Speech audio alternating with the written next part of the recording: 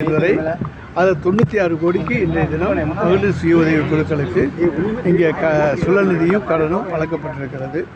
இது மகளிருக்கு கடந்த ஆண்டை விட இந்த ஆண்டு அதிகப்படுத்தப்பட்டிருக்கிறது என்பதை தெரிவித்துக் கொள்கிறேன். எடப்பாடி பழனிசாமி பேசுகிறது அரசியல்வாதி உட்பட பல்வேறு பொதுமக்களுக்குமே பாதுகாப்பு.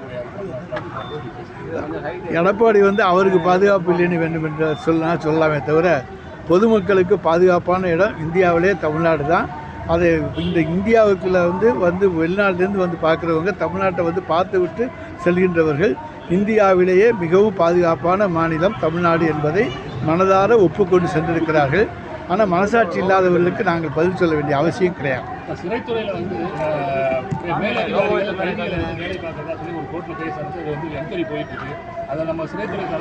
அதாவது சிறைத்துறையை பொறுத்த வரைக்கும் கைதிகளை வேலைக்கு வைத்துக் கொள்ளக்கூடாது என்பது நாங்கள் விட்டிருக்கிற உத்தரவு. அதை மீறி எந்த அதிகாரியாவது தன்னுடைய இல்லத்திலே சிறை கைதிகளை வேலைக்கு வைத்திருப்பார்களேயானால் அவர்கள் மீது உரிய நடவடிக்கை எடுக்கப்படும். அந்த அதிகாரிகள் மீது நடவடிக்கை எடுக்கப்படும். அந்த சிறை கைதிகள் மீது புகார் பெறப்பட்டு அவர்கள் மீது வழக்குகளும் தொடரப்படும். சரி, மகாவிஷ்ணு மேலே அதிகமான ஒரு அக்கறை எடுத்து அவர் உடனே அரெஸ்ட் பண்ணணும், உடனே நடவடிக்கை எடுக்கணும். இல்லை, பேச்சுக்கள் எப்படி இருக்கின்றதோ அந்த பேச்சுக்களை பொறுத்து தான் நடவடிக்கை எடுக்கவே தவிர யாரும் தப்பாக பேசாமல் இருந்தால் யார் மேலேயும் நடவடிக்கை எடுக்கப் போவதில்லை.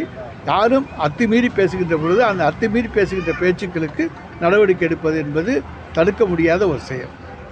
Okay sir.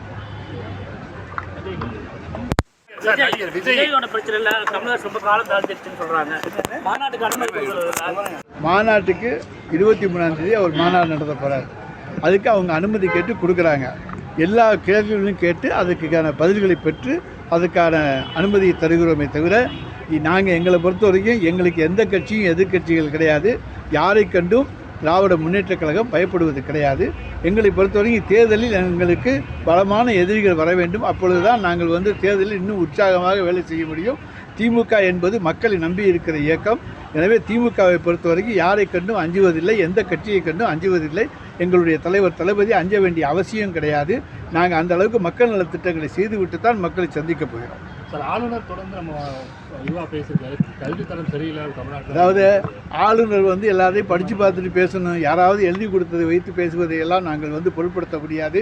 இந்தியாவிலேயே தமிழ்நாட்டினுடைய கல்வித்தரம் சிறப்பாக இருக்கிறது என்பதை இந்தியாவில் இருக்கக்கூடிய தலை சிறந்த நிபுணர்கள்லாம் தமிழ்நாட்டில் படித்துவிட்டு சென்றவர்கள் தான்.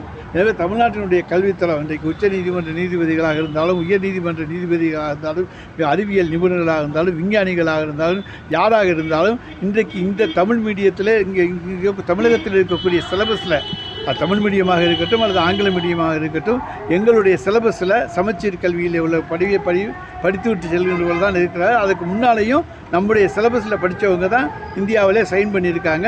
எனவே இந்த தமிழ்நாட்டில் இருக்கக்கூடிய கல்வி தரந்து இருக்கிறது என்று சொல்வது ஒரு வகையிலும் ஏற்றுக்கொள்ள முடியாத ஒரு குற்றச்சாட்டு.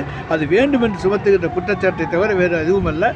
வடமொழி ஆதிக்கத்தை தமிழகத்தில் திணிப்பதற்காக சொல்லப்படுகிற குற்றச்சாட்டு. மகாவிஷ்ணு மேலே நடவடிக்கை எடுத்துருக்கோம். அதே சேம் டைம் தலைமை ஆசிரியர் டிரான்ஸ்ஃபர் பண்ணியிருக்கிறது ஒரு ஆசிரியர் கடையில் ஊழியர்கள் அதாவது தலைமை ஆசிரியர் மாற்றுவதில்லை. அங்கே அவங்க என்ன நடவடிக்கை எடுத்திருக்காங்கிறது அந்த டிஓவுக்கு சிஓவுக்கு தெரியும். அனுமதி பெற்று அந்த நிகழ்ச்சி நடந்ததா, அனுமதி பெறாமல் நடந்ததா, அனுமதி பெறாமல் நடந்திருந்தால் அதுக்கு உரிய நடவடிக்கைகள் எடுக்க வேண்டும். இல்லை என்று சொன்னால் ஒவ்வொருவரும் அப்படி செய்ய ஆரம்பித்து விடுவார்கள். எனவே அதை பொறுத்த வரைக்கும் அதெல்லாம் நிர்வாக ரீதியான நடவடிக்கைகள். அதை பற்றியெல்லாம் நான் சொல்வதற்கான விளக்கம் சொல்லுவேன்.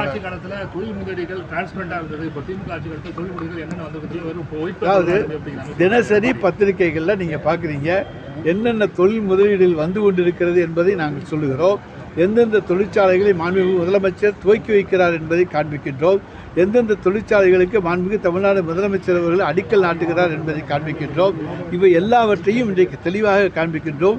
வெள்ளை அறிக்கை வெளியிட்டுள்ளலாம் அதை மாண்புமிகு தமிழ்நாடு முதலமைச்சர் அவர்கள் சொல்லியிருக்கிறார். இன்றைக்கு இந்தியாவிலேயே பல மாநிலங்கள் நம்மோடு போட்டி போடுகின்றன.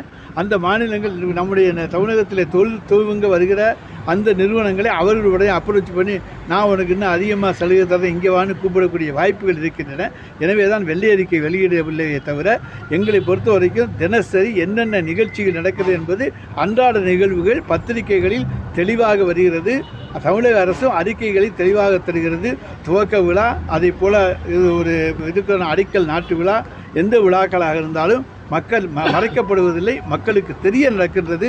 இதில் எது பொய் என்று சொன்னால் அதுக்கு நாங்கள் பதில் சொல்ல தயாராக இருக்கிறோம். பாதகம் செய்பவரை கண்டால் நாம் பயங்கொள்ளலாகாது பாப்பா. மோதி மிதித்து விடு பாப்பா, அவர் முகத்தில் உமிழ்ந்து விடு பாப்பா. அண்மை செய்திகளை உடனுக்குடன் தெரிந்து கொள்ள இணைந்திருங்கள் இயம்நாடு தொலைக்காட்சியுடன்.